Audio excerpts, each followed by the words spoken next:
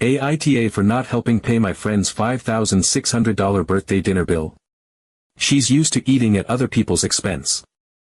I went to Paisley's birthday dinner with my boyfriend, my friend Daniela, and her boyfriend. The dinner was at this fancy restaurant, the kind of place where the lighting is dim, the chairs are heavy, and the wine glasses are too delicate to hold comfortably.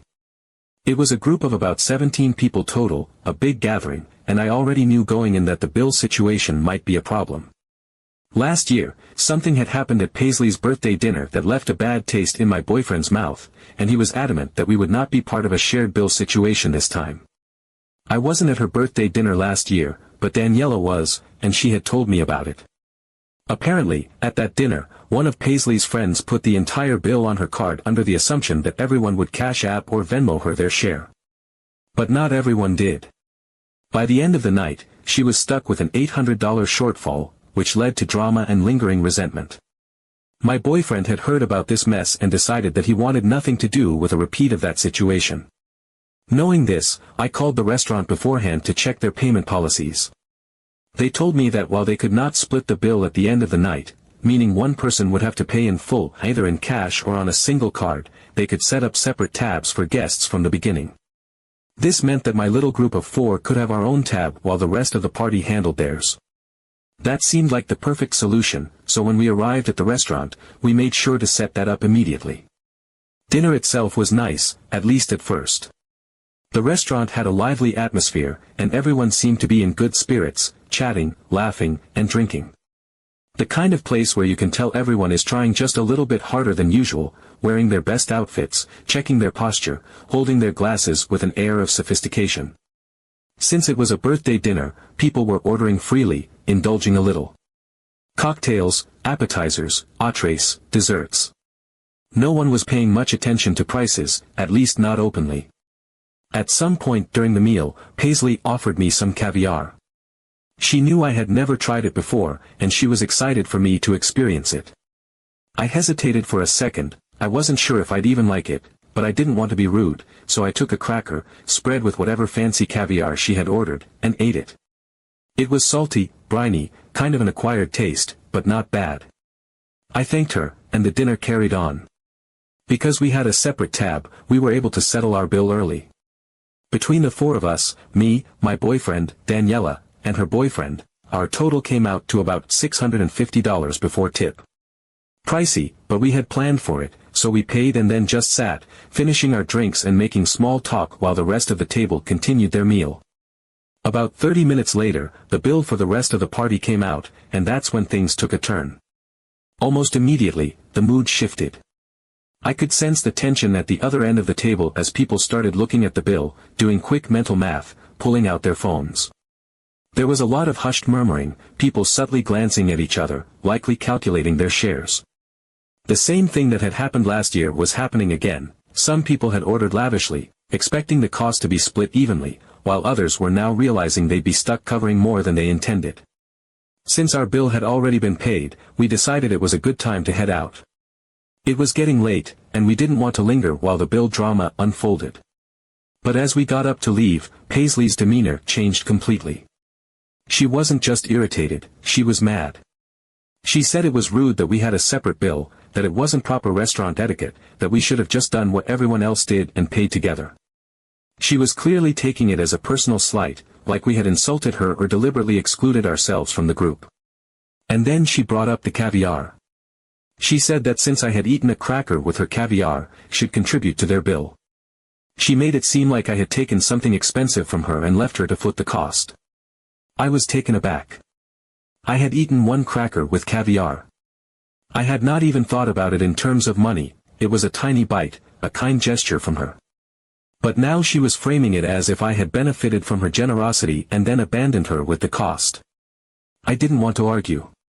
I pulled out a $50 bill and handed it to her. In my mind, $50 was more than fair for a single bite of caviar. Honestly, it was probably too much, but I didn't want to create a scene, and I just wanted to leave. We said our goodbyes and left the restaurant, thinking that was the end of it. But it wasn't.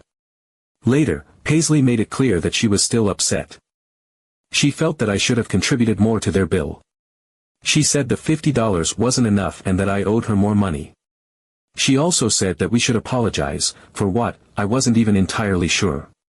For having a separate tab. For leaving before the bill drama escalated. For eating the caviar she willingly offered me. I genuinely don't know what to think. I'm open to admitting I was wrong if I actually was wrong, but I can't shake the feeling that this whole thing is ridiculous. I had one bite of caviar. There's no way that's worth more than $50, right? Am I missing something here? Update 1. I couldn't stop thinking about the dinner. No matter how much I tried to push it out of my mind, it lingered, gnawing at me. It wasn't just the absurdity of being expected to pay for a single cracker of caviar. It wasn't just the way Paisley had acted, like splitting the bill separately was some kind of personal betrayal. It was the fact that she was still upset, even after I handed her $50. It didn't make sense. None of it made sense. At first, I thought it was just about money. Some people panic when the bill comes, even when they've been spending freely all night. But this felt different. This wasn't just panic or frustration. This was personal. And I couldn't figure out why, until I decided to talk to Daniela. Daniela had been at both birthday dinners, last year and this year. If anyone would have insight, it was her. When I brought it up, she barely reacted, just shrugged and said, "You know, it wasn't just about the bill, right?" The way she said it, like it was something obvious, made my stomach twist. I frowned, trying to process what she meant. "What do you mean?" I asked, but Daniela didn't answer right away. She hesitated, her expression unreadable, like she was debating whether or not to even say it. And then, finally, she sighed and told me. Paisley was still mad about last year.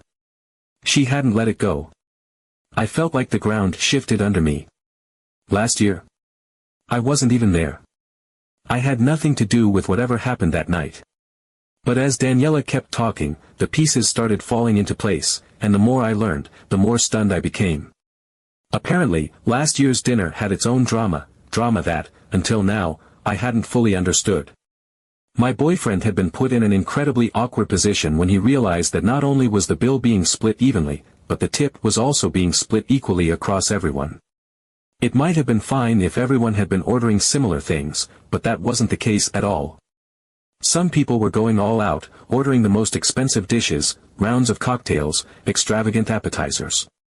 And then, at some point, someone took it to the next level and ordered a $300 bottle of champagne, without asking anyone first, under the assumption that everyone would just split the cost.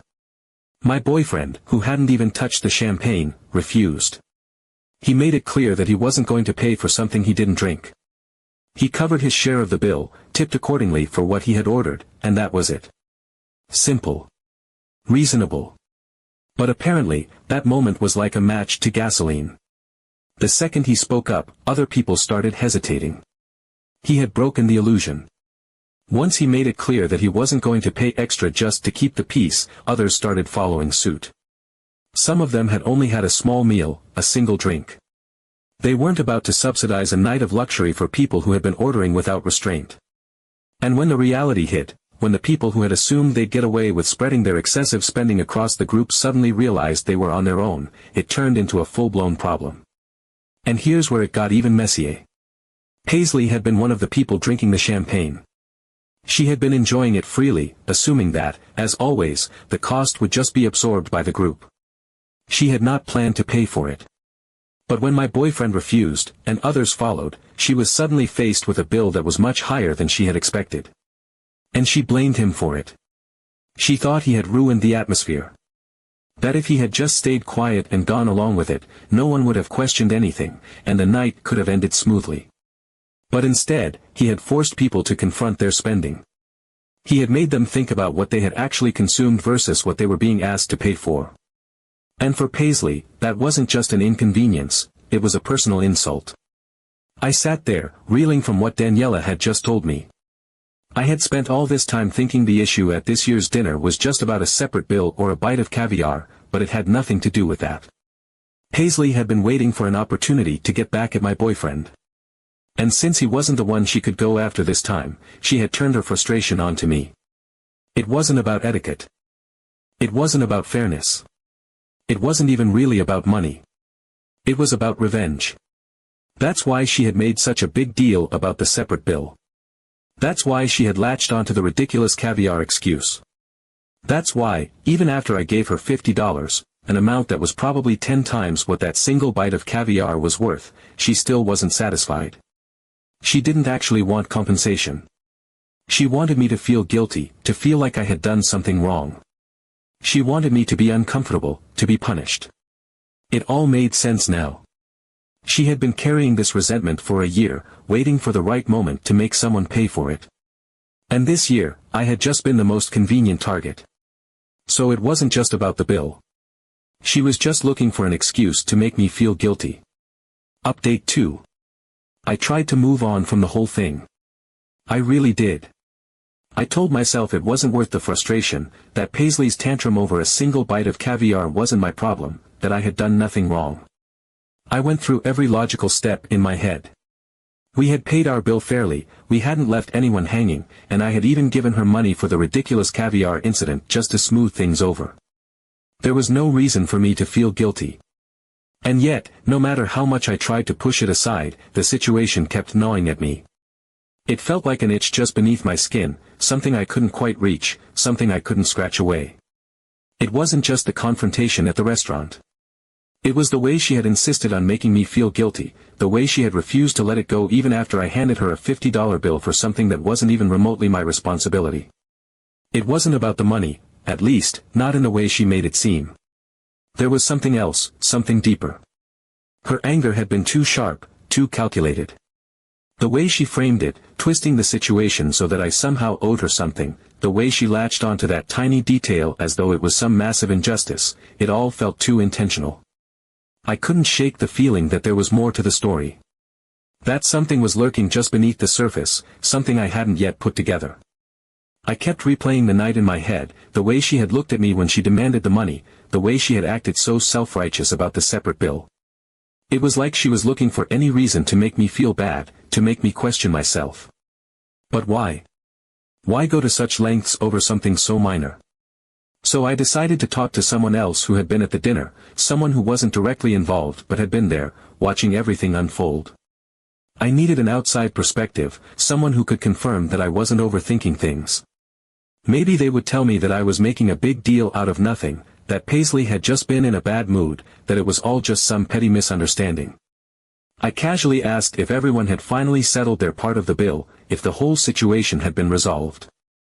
I wasn't expecting much of an answer, just a simple yes or no, some reassurance that it had all blown over. Instead, my acquaintance gave me a look. Not just any look, but the kind that said, "Oh, you don't know yet?" The kind that sent a rush of unease through my stomach before a single word was spoken. She made a face, half amusement, half exasperation, and said, "You know that Paisley didn't pay at all." I felt like I had misheard. The words didn't make sense. Paisley didn't pay at all. That wasn't possible. I blinked, confused, waiting for some kind of clarification. Maybe she meant Paisley had forgotten, or she had paid later, or something. But when no clarification came, when my acquaintance just stared at me with that knowing expression, I pressed for an explanation. And what I heard next made everything click into place in a way that made my stomach churn. Paisley had managed to get through yet another expensive birthday dinner without paying a single cent. This wasn't a one-time thing. This wasn't just an unfortunate accident, a misunderstanding, or a moment of bad etiquette. This was a pattern. She had done the exact same thing last year, and she had done it again this year, right in front of everyone, with no shame, no hesitation, no second thoughts. Last year, when her friend was stuck with an $800 shortfall because not everyone had sent their share, Paisley had been right there, at the table, watching the whole thing unfold. She had listened to the growing frustration, had seen the person who had covered the full amount stress over how they were going to get reimbursed. And she hadn't done a damn thing. She hadn't thrown in her own share. She hadn't even made the smallest attempt to help fix the situation. She had just sat there, watching as the others scrambled to figure out where the missing money was coming from. She had acted sympathetic. She had nodded along as people complained about how unfair it was. She had agreed that it was terrible that people weren't paying properly.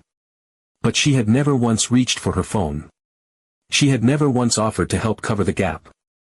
She hadn't even pretended to be concerned about it. And the worst part? No one had called her out. And now, this year, she had done the exact same thing. While everyone else at the table was pulling out their phones, calculating their shares, trying to work out who owed what, Paisley had sat there, perfectly still, perfectly calm. She hadn't reached for her wallet. She hadn't tapped her phone. She hadn't even acted like she was about to pay.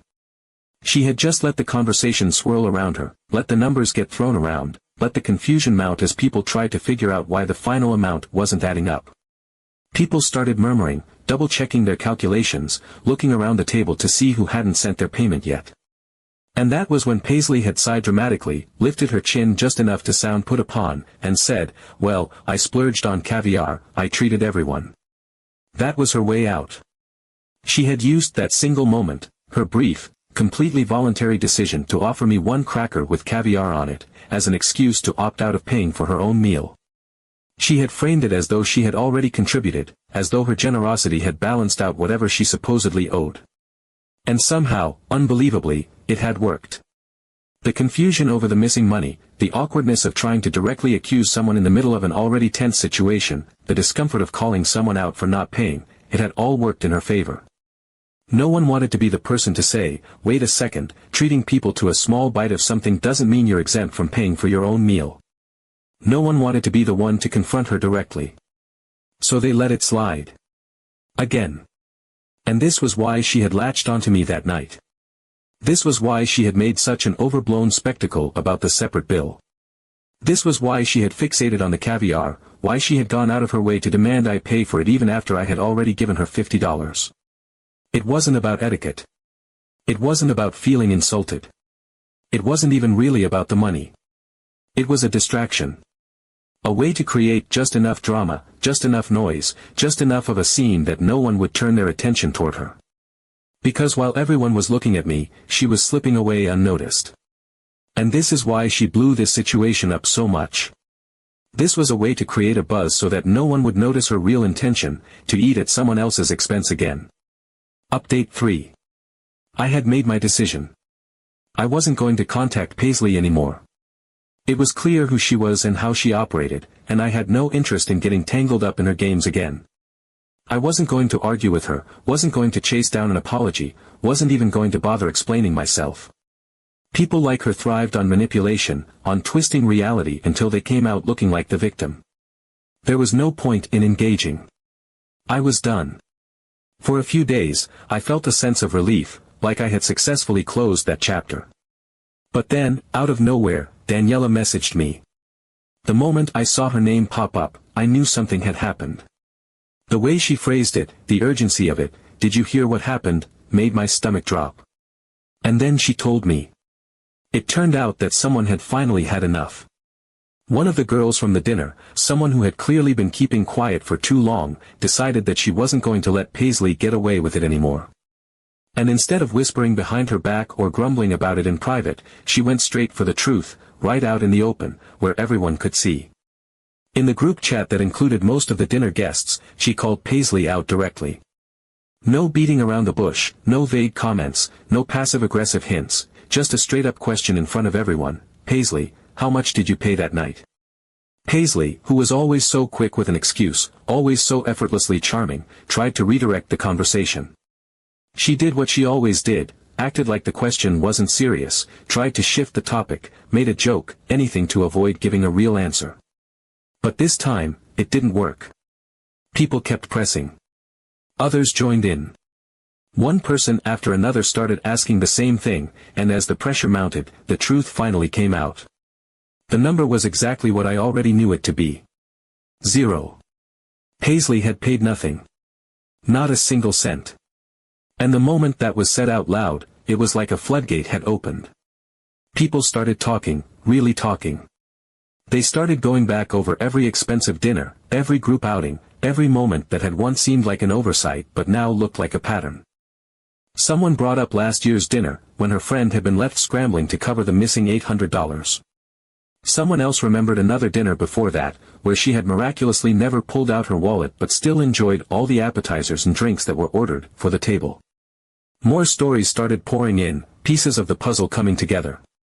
It turned out this wasn't just a once-a-year thing. It wasn't even just a big group dinner thing. Paisley had been doing this for years. Someone mentioned how she had invited them out to lunch once, only to suddenly realize she had forgotten her wallet at home. Another person recalled a time she had claimed her card wasn't working and promised to pay them back later, except she never did. More and more people started sharing their experiences, connecting the dots. Every time, it had been the same story. Somehow, in some way, she always found an excuse. Sometimes it was a dramatic story about how her bank had locked her account for suspicious activity. Other times, she claimed she had already Venmo'd someone and that they must have just not seen it yet. When confronted directly, she would act shocked, even offended, and say something vague about getting it sorted before conveniently changing the subject.